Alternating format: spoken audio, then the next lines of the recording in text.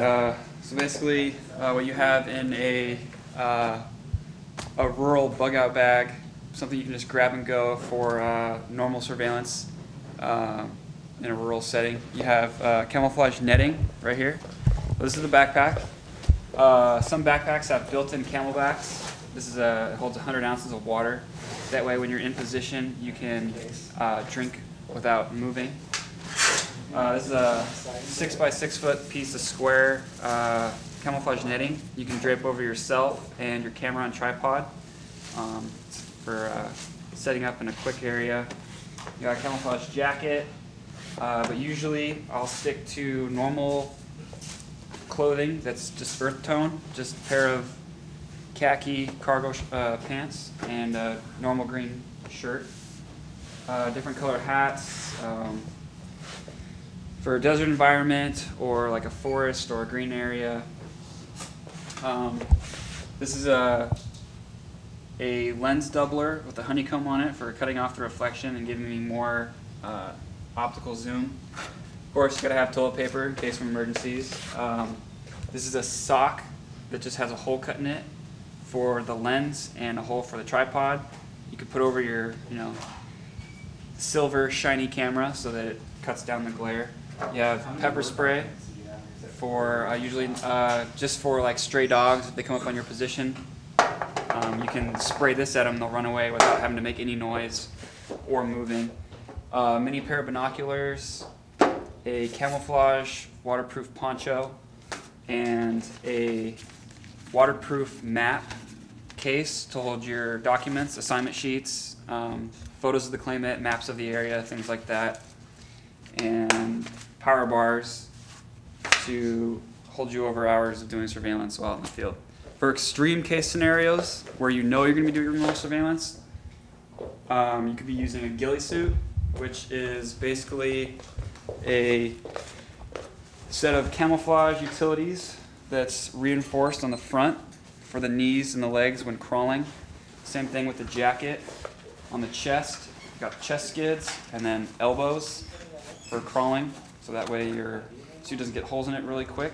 Also protects against rocks, thorns, foxtails, things like that. It's got thumb loops built on for when you're crawling, your sleeves don't ride up. The back is ventilated so that you can get a breeze through here. You're not cooking in that thing. There's basically a net with burlap tied to the back. So you can see the net right here. And then you've got the burlap.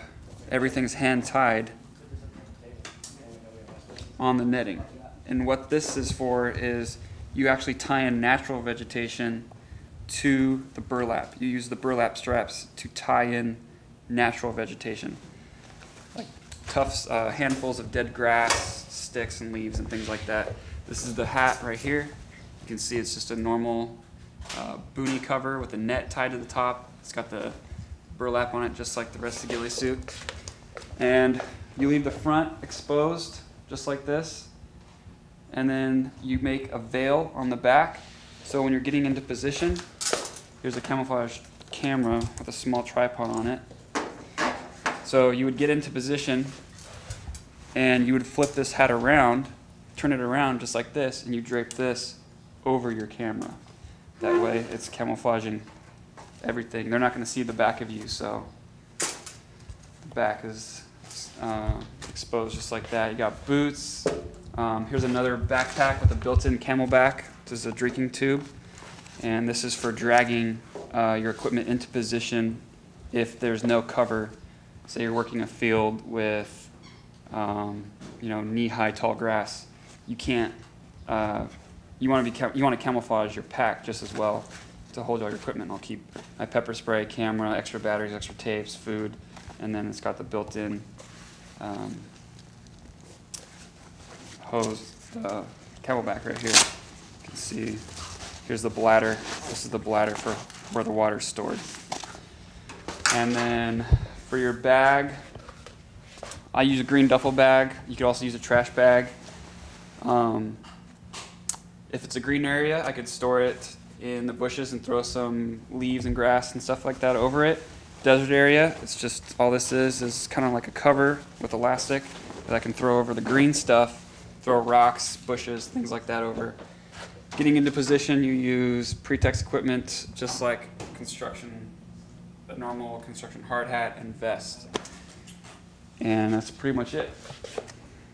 Also, this is a spotting scope, so I can ID claimants, vehicle license plate numbers, addresses, all from being hundreds of yards away without even having to, move positions or anything.